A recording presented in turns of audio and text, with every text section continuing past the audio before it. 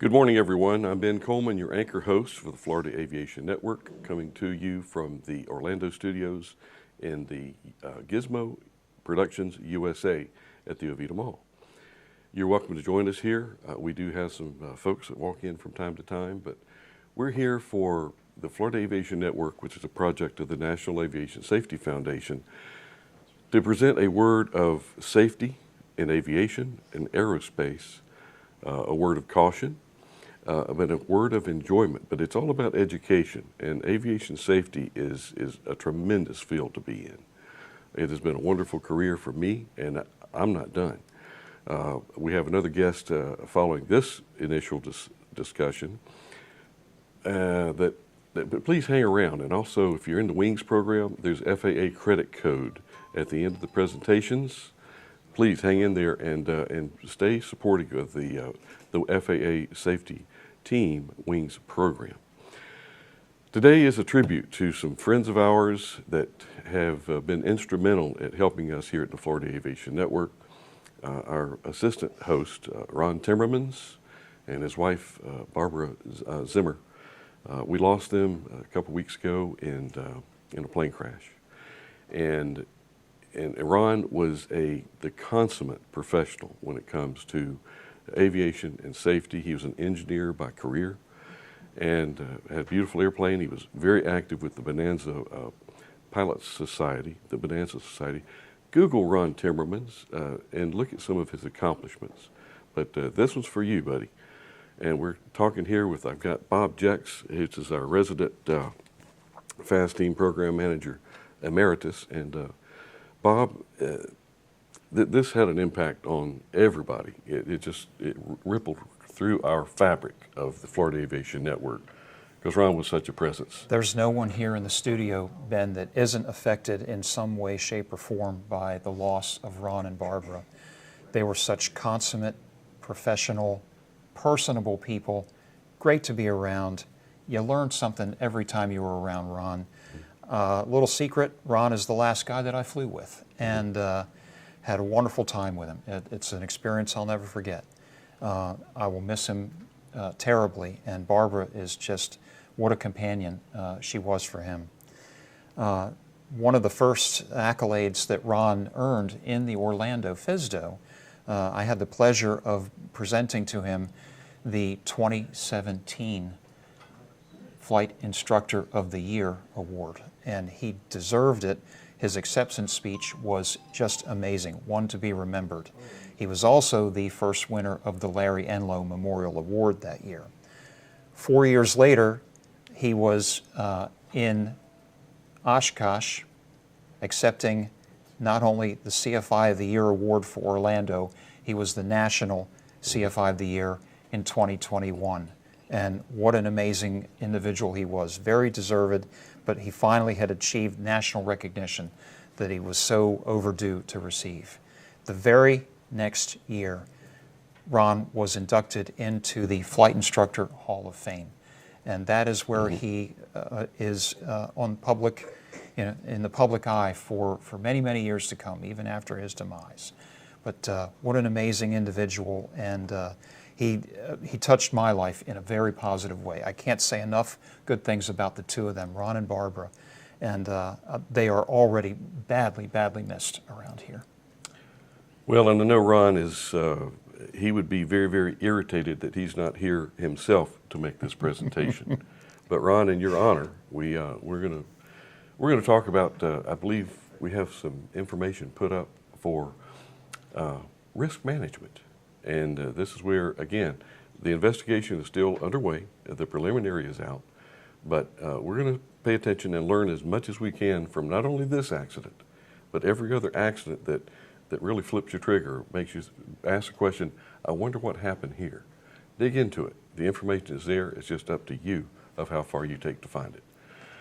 Bob, tell us, risk management, how do we deal with this? It's an important segue, Ben. I'm glad you're asking about that. You know, Ron would have wanted us to learn from this and any accident, and also to pick up the flag and carry it down the field. Let's take the safety message a little farther with what we're able to learn today. So in Ron's honor, we are bringing you this risk management presentation on power plant failure prevention and mitigation strategies. And I hope you'll see this as a review, maybe dusting the cobwebs out of your mind and getting your brain trained for the possibility that, yes, it could happen to you. So with that, I want to move into our presentation. And please, by all means, Ben, you have some experiences that many in the audience don't realize. You were an NTSB investigator. You were an airworthiness inspector at the FSDO. You actually helped me. You may not remember this. You helped me on my very first real-world accident to investigate, and for that I'm ever, ever grateful. So by all means, you've got experiences that I would love to share with the audience today. So we'll do it. We'll tag team our way through this, and I want to make you guys aware that there are some select references at the end, and I'll provide them as a slide at the very end. Now, we talk sometimes about power plant failure, and in a single-engine airplane, it's a very, very serious risk, but it does not mean the end of the world. It does not mean disaster. Ron would be the first one to tell you. He did a wonderful presentation on energy management and engine management when the power plant fails, how to manage that descent. I think that Ron would be pleased that we're doing this in his honor. I want to mention and remind everybody that having no power plant is not that big of a deal to a glider pilot.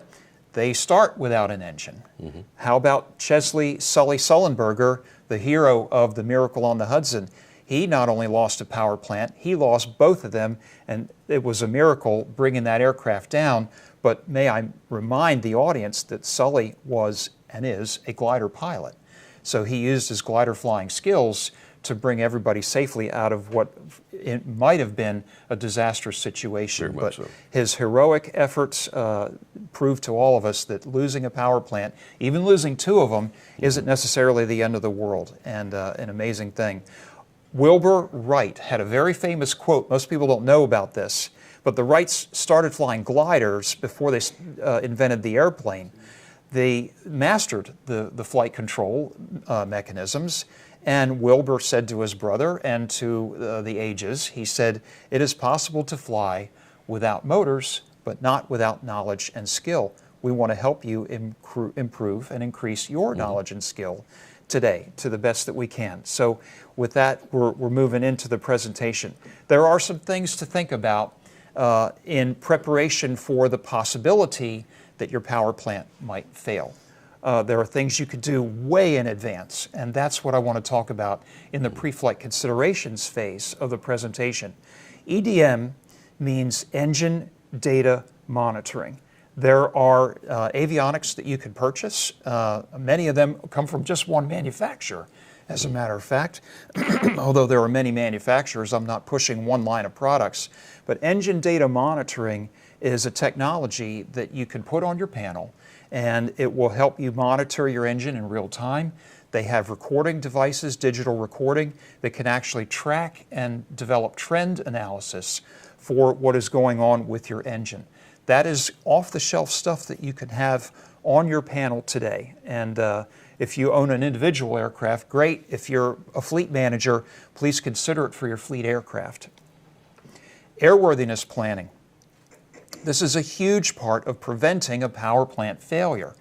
I show an engine log as a talisman for what we're talking about, but the planning of maintenance, scheduling that 100-hour inspection, scheduling that annual inspection, making sure that you don't overfly it and that you have it looked at if you do overfly something like a 100-hour inspection.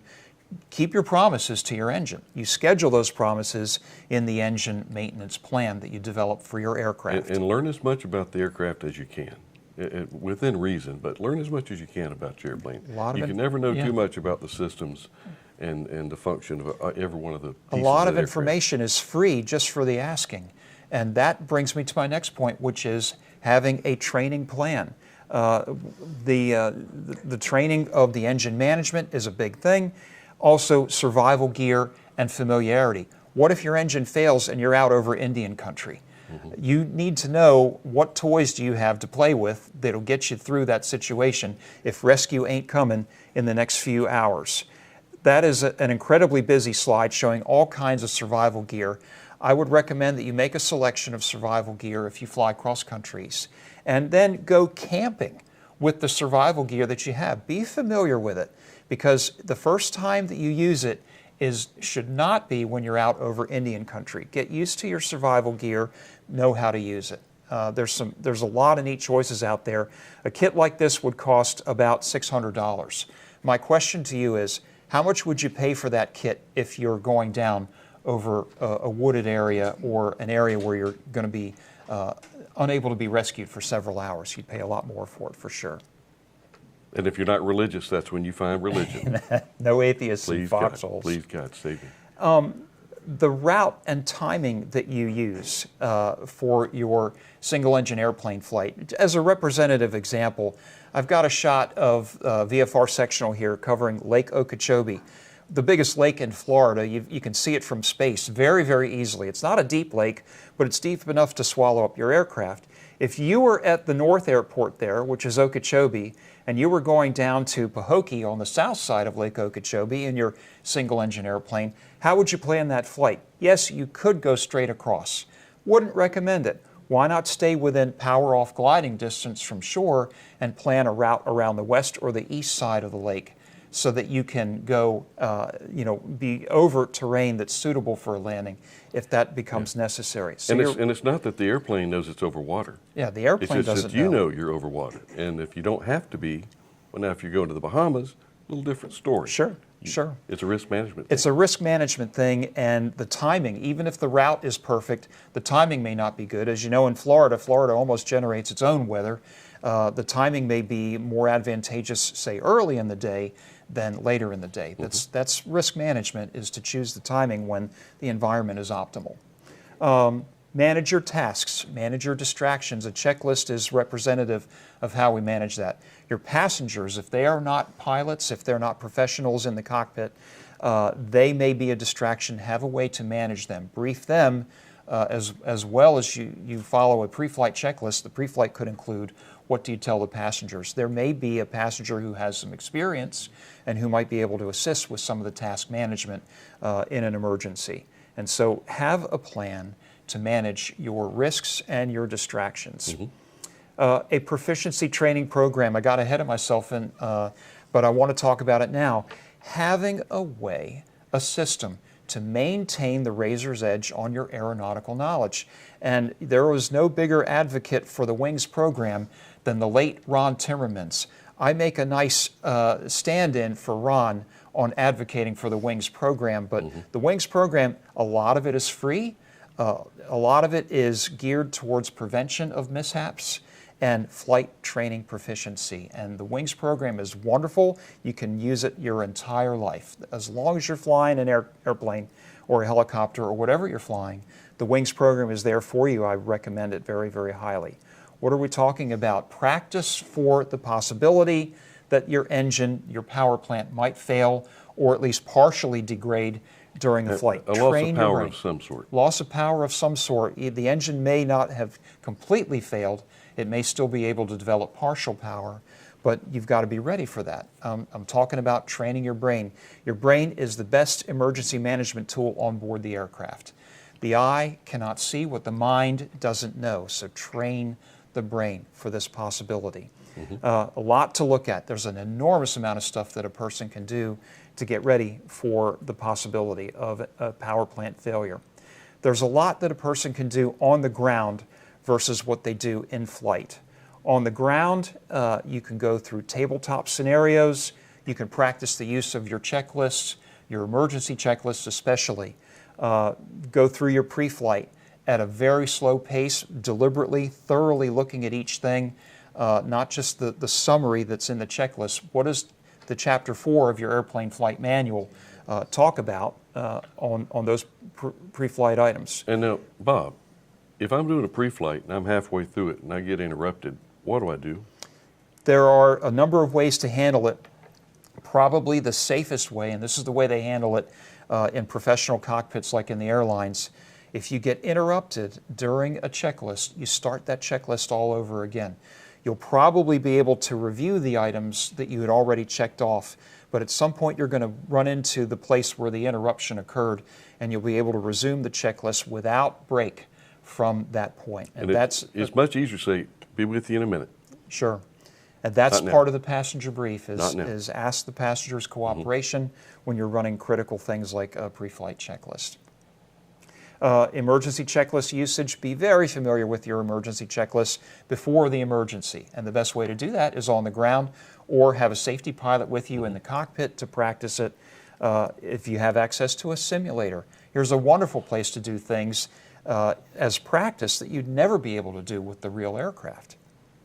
Tabletop simulations, the what ifs. You know, what if this happened? What would I do in response to that? If this happened, what things should I be looking for? How would I feed my inputs so that I can make an informed and best optimized decision on what to do next? In my own mind, I have made an imaginary emergency landing on I-4, on I-95, 1,000 times. I know exactly how I would play that scenario out in my mind. Work with your flight instructor, practice a tabletop scenario. Don't go out and practice emergency landings on a real highway, but go up to altitude and practice what might happen if the eventuality actually did take place. Yeah, taking off on 25 in Orlando, not too many options. Not too many options. On the end of the runway. One of them may be to turn around, but that is a very, very risky, situation. Requires a very high degree of proficiency to turn around if the engine fails down low. And energy. And energy, of course. Work with your CFI. If you're going to practice emergencies, make that part of the pre-flight briefing. It should be part of any flight review, is an emergency review. Develop and use that pre-flight brief, especially for your passengers if you have them. Make a simulated Mayday call, and that simulation of a Mayday call is actually reinforced by sitting in your aircraft and pretending that it's actually happening. The visual cues, the kinesthetic cues of being in the aircraft and you practice making a Mayday call will help reinforce doing it correctly if it ever happens in the real world. Make that practice. And here's something that is often overlooked, and that is get a glider rating. Get some training in a glider, or at least consider it. The glider community knows what it's like to fly with no power plant at all. Some are, self-launch or sustainer motors, but they're still considered gliders, and they spend most of their time without that power plant operating. If you are familiar and comfortable in a glider environment, you'll be much more comfortable if you experience a power plant failure. It comes down to a difference in numbers, difference in procedures, of course, but the environment of, hey, that prop just stopped turning, or now it's windmilling. It's okay. I've got glider experience. I know how to handle this, and I'm not going to freak out. The first thing is don't panic. When you see that tow plane drop away on an aero tow, you know you're up there, and it's all up to you. Go with an instructor, get some experience, and when it happens to you, you'll be ready for it. As I mentioned, Sully Sullenberger is a glider pilot. When his 2 power plants got foddered by birds over the Hudson, he looked at places he could land. There was nothing in glide range. He said, the Hudson makes a wonderful and almost infinitely long landing strip for my situation today. Don't have to worry about vehicles or, well, other than boats and wires. I don't know that they practice it in a simulator, but part of being a pilot is being able to think outside of the box. Get your training outside of the box, get a glider rating, or at least consider it for your own training. And Bob, there's something that the FAA frowns upon this. Don't do this at home, folks. However, in a single engine airplane, you can actually simulate a loss of power. And you can practice yourself of, I want to land there, and do it, and see how close you come. I bet you $1 and a donut that you're going to have to add power at least the first 2 attempts. Sure. In the first spot. What Ben is talking about, and this illustration here this is Bob's brain on a single engine flight. That is what I call the inverted energy bowl, and it's just a hypothetical, imaginary shape, the edges of which represent the energy that the aircraft has. The edges of the bowl, the curved edges of the energy bowl, where the aircraft is, that represents a hypothetical mathematical surface within which, if you're inside the bowl, you have enough energy to make it to the places that are inside the circle area that's on the ground. Anything that's outside the bowl shape is somewhere beyond the energy capabilities of the aircraft. You have to have a sense of how much energy your aircraft has. I delve into much more detail in an energy management presentation that I like to make, and I will be teaching that course, that class at a local well-known aeronautical university next month. I look forward to that, and it's a wonderful thing. I love the questions that I get. But this is part of what you need to be thinking about when you're flying that single-engine airplane or a glider. You need to know, where could I go right now if I wasn't able to develop lift with what I have on board. So inside the circle, suitable areas. Exactly. Outside the circle, not suitable. Now, for ease and simplicity, this illustration shows relatively flat terrain. Also, the perfect shape of the bowl suggests that there is no wind. No wind. I asked the audience, follow me through on this. What would this shape look like if you were flying into headwinds? Well, the shape of the bowl would move from right to left, and the trailing edge of that bowl would move out of the picture. Now, which suggests a very important point about energy management and an emergency power loss, and that is the best terrain to use for an emergency landing might actually be terrain that is behind you. Please consider that. Do not rule out terrain that is behind you. And if you are above suitable terrain, your problem's pretty much already halfway solved. At this point, you can spend the rest of the time in your descent managing the troubleshooting tasks, managing your checklists, communicating your intentions with ATC. Having altitude means having energy, and that means time if your power plant suddenly fails. And Bob, a war story. I failed my private pilot flight check, the initial flight check. I failed it. Why?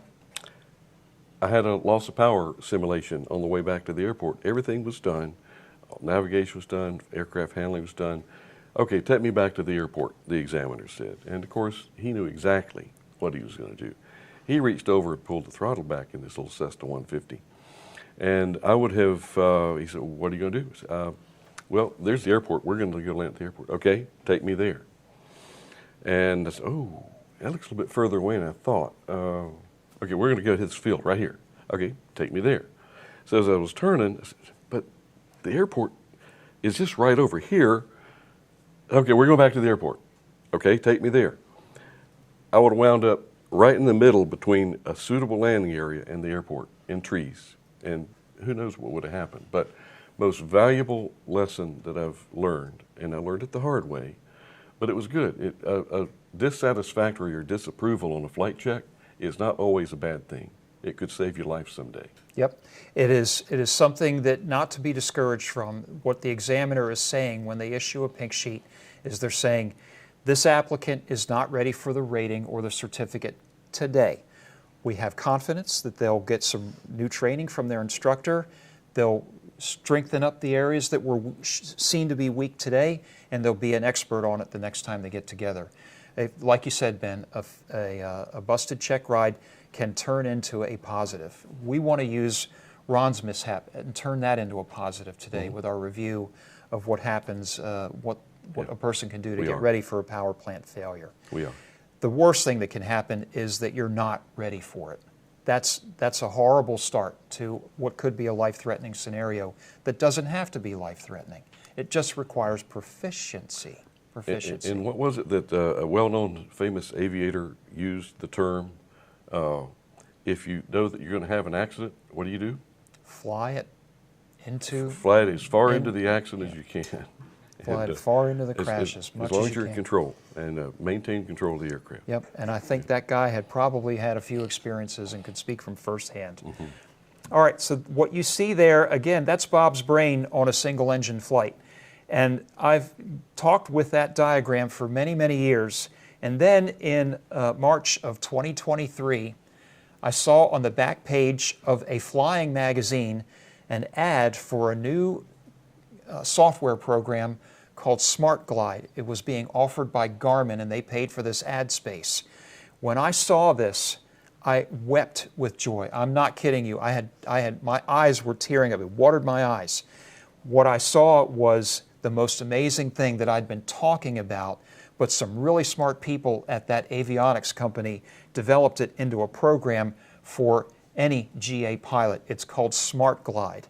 If you're not familiar with Garmin's Smart Glide, and I know I'm not pushing Smart Glide, I'm not being paid by Garmin to say this. There are others. ForeFlight makes it. There are other manufacturers who make something like this. But the first one that I saw was this, and I captured some screenshots from that ad, and I show that for everybody's benefit today.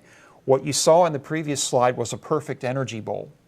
What you see in Garmin's Smart Glide display and ForeFlight's Glide Assist is the energy bowl that has been modified for known terrain, for known winds, for known aircraft glide performance characteristics, and anything that is inside that shape is visible to the pilot. It's highlighted, and that is his energy bowl. That's what he can work with the total energy that he has on board. His or her. If you have software like this, congratulations. If you've never heard of software like this, please, please, please check it out. Look at all the various offerings and make a decision for your panel. And I think they're going to save a lot of lives. So whoever the team was at Garmin, my opinion that year was that they should have won the Collier Trophy. They won the Collier Trophy, but for something else called Autoland. But that's a whole nother discussion. Once you go into the cockpit and you start flying these practice proficiency maneuvers, what should your game plan include? You should have a transition to glide speed. You should be able to look at minimum sink speed. It might not be published for your aircraft, but it is determined by trial and error. A gliding 360 at a medium angle of bank at VG, the best glide speed. How much altitude do you lose? A steep spiral, a power off 180. All of these are energy management maneuvers that you should be proficient with. A simulated emergency approach and landing, a side slip, forward slip transition, even a falling leaf maneuver, which is outlined in one of the references that I'll show you at the very end. You must absolutely know and be familiar with the glide performance chart for your airplane and the associated conditions. Challenge yourself. What if the propeller wasn't windmilling on this optimized thing? What would that do? If it was stopped, you'd actually get a slightly better glide range. What if there was headwinds? What would that do to your glide speed? What are some warning signs, Ben, that your engine might be in poor health and about to fail on you? There are signals. There are signals. Yep. What I have there is a picture of an engine oil filter that's cut open. If you find articles of metal, metallic, it's not a good thing. Your engine's got some health issues. There are not only an engine that is nearing the end of its service life, but one that may have come out of an overhaul. Restrictions accompany a newly rebuilt engine or one that's brand new out of the box. There are power plant failure actions to take right away. If you have the power plant failure, look for loss of oil pressure. That's like loss of blood pressure. Abnormal sounds, vibrations, fumes, other abnormal indications that are showing up. What do you feel in the seat of your pants? This poor guy in a Messerschmitt is feeling all of the above. And it's time for him to land ASAP or bail out. The priorities, if you lose your power plant, even partially, the same priorities as they always were. You may ask yourself, how did I get here? The priorities are the same: aviate, navigate, communicate, and checklist. With that, I want to turn over to select references. The top one is a Blancolirio YouTube link. The bottom one is the NTSB link for the specific accident involved that claimed the life of Ron and Barbara. Thank you so much for watching. There's so much to talk about. That's how you reach out to me after today. Thanks. All the very best. Thanks, Bob. And Ron, this for you, buddy. Barbara, blue skies and tailwinds. We're going to take a break and stay tuned for the FAA Wings program code at the end of these presentations. So we'll see you next interview. I'm Ben Coleman, your host.